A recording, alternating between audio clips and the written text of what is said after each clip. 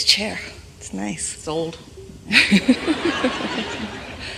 So I've been listening to you for a while, and I get the thing that you say that nothing is more important than how we feel, and the quickest way to get things that we want is to be happy. And what you want is to be happy. That's interesting the way you said it. The quickest way to get what we want is to be happy. Well, but the reason you want what you want is because you think having it will make you happy. So the quickest way to what you want is to be happy, so you're already there. So then it can come more quickly. But humans worry about that. If I'm already happy, even though it hasn't come, somebody's going to hold it out. Like my mother did. If I was good, then she didn't give it to me. I really needed to be needy. I need to be needy before my mother would give stuff to me. And the universe is not your mother. Your mother was screwed up. So my question is, throughout the day, I look for things, not to make me happy, but I look for things to appreciate. You know, oh, there's a cute little puppy, or look at the sky, it's such a beautiful That's color a nice blue. thing to keep momentum going. In other words, from a place of alignment, then deliberately looking for positive aspects can hold you in that steady vibration and allow the momentum to increase, which is more and more satisfying, isn't it? Right. But a lot of the times when I'm kind of checking in with myself, you know, you get caught up in the day and you're just kind of, you know, on go mode. I find asking myself, okay, how am I feeling? Am I happy? And a lot of times I'm like, meh, okay. You know, I'm not unhappy, but I'm not like, you know, jump up and down, I just won an Oscar happy, you know. So, almost no one is. I mean, I don't expect to be that on an everyday basis, but I feel like my happier should be happier, if that makes sense. This is the reason that on the emotional scale, let's say there's sadness and happiness, or let's say that there's love and hate, or let's say that there's depression and appreciation. And so happy is there. But when you use the word satisfied, you could be depressed or revengeful, and in your revenge there's satisfaction. If you will use satisfaction as what you're reaching for, then wherever you are, you can lean more in the direction of who you are and therefore get more momentum going in that direction. Don't make work of being satisfied either. But it is nice to notice it when it's just happening.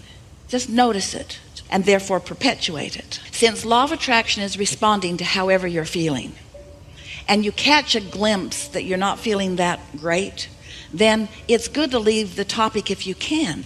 And the more aware you are of how you feel, then the more you can turn from the unsatisfied to the satisfied. It just gets easier and easier. But if you aren't paying attention and you really get on a negative rant, then of course it's much more difficult. You need a lobotomy or a good night's sleep, we recommend over the lobotomy, or meditation, which we recommend really over a good night's sleep. We would rather see you in appreciation than meditation, because in either case there's no resistance. But sometimes you just can't get to appreciation. And so just be soft about this. So your question is around feeling some dissatisfaction and wanting to turn it into satisfaction. Yeah, to just be happier, because sometimes when I'm checking in with myself about how I feel, oh, maybe I'm doing that thing you said that we're doing. But here's the thing, and we are so happy that you are helping us to talk about this here, because here's the thing. So here I am in this moment of time, and I'm having this manifestation, and in this example, I don't feel all that happy, but it is what it is, yes? So it's got to be enough, because it is what it is. And why is it what it is? Because of the momentum that created it. In other words, once something has manifested, you're really going to like this. The emotion that you might call dissatisfaction or not happy, that's a manifestation. Let's talk about this. So you're tuned in, you're in the receptive mode, and an idea comes to you. And you feel the enthusiasm of the idea, so you know you were in the receptive mode because the idea feels really good. Well, along with that idea is the emotion of happiness. And so you're in a manifested moment where the emotion is part of the manifestation. So what we're getting at here is that when you are feeling some dissatisfaction, it's manifested, and therefore it's already happened, and therefore the momentum is already underway, and therefore there's not all that much that you can do about it right here and now when it feels like that to you. But you take note of it, and you acknowledge that you want to feel happy, and you deliberately launch some more rockets of desire into your vortex, and then you get a good night's sleep, and when you wake up in the morning, you deliberately meditate because you know that meditation takes the edge off. So now this next day, let's call it Sunday, you've meditated, and so now your chance of, and we use that word because we know how you use that word, your chance of happiness is greater now that you've meditated this Sunday morning than it was before you did. So you meditate for 15 or 20 minutes, and then you just go into your day and you feel whatever you feel, but when you're feeling it, it's really sort of kind of too late to do anything about it because it's the result of energy that you've already flowed. Are you getting what we're talking about? You can't think your way out of it. You can't talk your way out of it. You can't say, universe, I want to take back all the momentum that I had about that because I didn't really mean it, and after all, I want to be happy. It's going to play out kind of the way the momentum is, but now you launch another rocket of wanting more clarity, of more happiness, and then on Monday you meditate and you go as far as you can go into the day and feel as good as you can feel, and then on Tuesday, and then on Wednesday, and then on Thursday, and then on Friday, and before you know it, this meditation has put you into more of a receiving mode so that you are feeling more satisfaction about more things. It's preemptive. It's getting out ahead of it. When you're in an unhappy moment, usually the most that you can do is make a decision to do a better job of vibrationally preparing future moments. But when you're right in the middle of it, can't you see downward spirals? Aren't downward spirals evident? And the more you struggle and squirm within them, the faster they swirl and the more downward they go. And so it really is about not trying to think your way out of it in that moment. It's like, we've been offering an analogy. It's like what's happening now, the manifestation, is sort of like gum that you've chewed all the flavor out of. And the new juice is over here in the new thoughts and in the new things that you're receiving, you see. And so when you feel dissatisfaction, just let it be. And know that your vortex is queued up and that you're being called to more things, and let the satisfaction come from new things. Don't try to wring it out of the old things, because you usually don't. You usually just find more to be dissatisfied about. You want to talk about something specific? Well, I just kind of feel like sometimes that's my set point, you know, a little bit like, if I don't look for things to be happy about, you know? We'll go along with you. We'll let you call it your set point. But what do you think the set point of your inner being is? Elation, happy. And in fact, the only reason that you can feel that discomfort is because you have departed or you've moved away from the vibration that your inner being feels, and your inner being is not going to join you over there. So there are two set points involved here. The emotional, vibrational set point of your inner being and yours. Isn't it sort of satisfying to know that your dissatisfaction is an indicator of where you stand? Can't that be a little satisfying? Well, at least I know I'm not in alignment with my inner being. And at least I know my inner being is looking at this differently.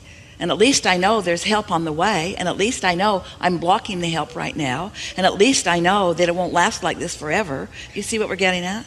Doesn't knowing how this all works help? Esther was annoyed at first when she realized that her negative emotion was because we were in a different vibrational place than she was. And one day, after some pretty strong momentum, she said, Abraham, if you're my friend, come over here where I am and close the gap. I think you should just come over here where I am and I'll feel better. And we said, we're not coming, but we will hold tight here and we will shine a bright light. And we will never take our eyes off of you. And we will never stop focusing upon all that we know that you want. So that sometime when you are not doing that thing you're doing that is keeping you apart from us, you might stumble into a little bit of happiness. Right, so what's that thing that I'm doing that's keeping me apart from you? It's that. It's that. Okay. It's that. It's thinking too much about it. It's noticing that I'm not happy. It's trying to figure out why I'm not happy. It's trying to wring the unhappiness out and put more happiness in. In other words, it's chewing the old gum. It's too much attention to the old reality. And we're calling the old reality, this reality that you're calling right now, this red hot minute. That's old. That's old because the juice is chewed out of it. And where your satisfaction will always be is in the new movement with the new energy. That's where satisfaction is. That's what satisfaction is. Satisfaction is tuning in and allowing the frequencies to blend as you evolve and attract as one set point. So you can have an ornery set point, your inner being never will. You can have a confused set point, your inner being is always in clarity. You can have a hateful set point, your inner being is always in love. So as you meditate and deactivate, because when you quiet your mind, you quiet thought. When you quiet thought, you stop any vibration. When there's no vibration, then you've quieted yourself. And now you can easily find your way by law of attraction, in the absence of resistance, right into vibrational harmony with who you are. And so that was a good sequence, wasn't it? So now, as you find that satisfaction by no longer doing that thing you do, that's a negative way of saying it. If you'll stop doing that thing you do, it's like your cork is floating. That's what alignment is. You can hold it under the water. That's what not alignment is, but when you let go of it, it's going to bob right back up there. But most humans try to overthink things. They try to figure out what's wrong. What am I doing wrong? Why isn't it working out? And we say, just let it go. It's just going to get worse when you're in that mindset. Esther has been doing something that is very productive for her. And we want to tell you about it because we know that it could be productive for you too. Because you are a transmitting and receiving mechanism all the time. In other words, you are transmitting thoughts and receiving thoughts. And so you're broadcasting thoughts to each other. You are all more telepathic than you know. So an idea will come into Esther's mind sometimes. And she's been stopping and saying, asking of herself, what was I doing? How was I feeling before that thought came? Because she's wanting to ascertain whether she received that thought from alignment, and therefore it's coming from her vortex and from her inner being, and therefore it's a really good idea to help her move along on her unfolding of this trail. Or did I receive it from something I've been worried about? It's a really fun game to play. Where did that thought come from? In other words, you say, the devil made me do it. You've been playing that game for a while. Did it come from alignment? Is it a thought of upliftment? Do I feel exhilarated as I think of it? Or is it a protective thought? Is it a warning thought? Is it a thought that I need to do something about? And so as more and more you're in the receiving mode, then more of the thoughts that you receive will feel like that. You have control over everything that comes to you, starting with your own reception of your own thoughts. Do you believe that you create your own reality? Have you wondered how it happens? Are you starting to get the sense of what your own point of attraction is and how you accomplish your own point of attraction?